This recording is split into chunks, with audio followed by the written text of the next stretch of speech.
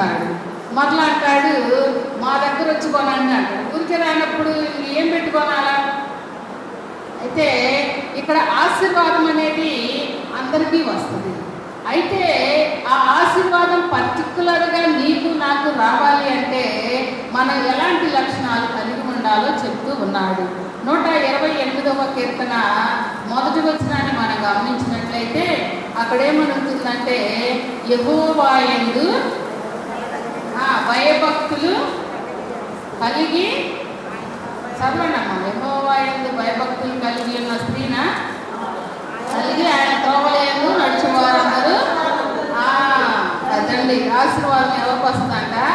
యెహోవా యందు భయభక్తులు కలిగి ఉండాలి, ఆయన త్రోవల మార్గంలో మనం నడవాలి, అప్పుడు మాత్రమే ఆశీర్వాదం వస్తుంది.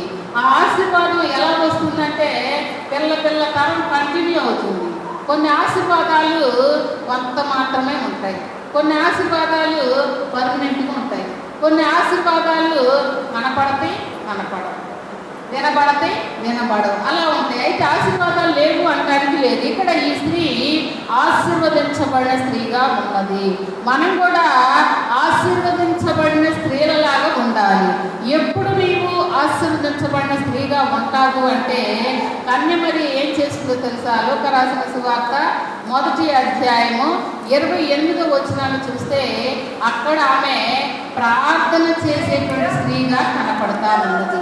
మనం కూడా ఆశీర్వాదాలు రావాలన్నా, అభివృద్ధి చెందాలన్నా, మన కుటుంబానికి దీవెనలు కావాలన్నా ప్రార్థించేటువంటి వారముగా మనం ఉండాలి.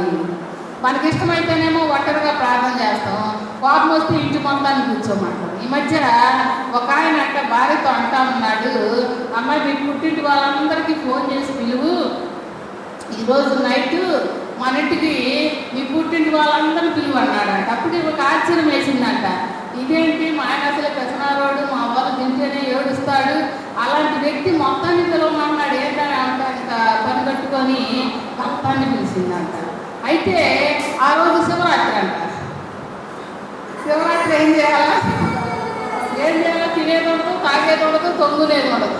మొత్తాన్ని పిలిచి ఏం కూడా చూశాను, శుభ్రంగా కారం కలిశారంట. తెల్లారి ఎవరి దారికి వారికి వెళ్ళమన్నాడంట. అట్లా ఉంటుంది మన ఆశీర్వాదాలు. ఇక్కడ మనకు నచ్చితేనే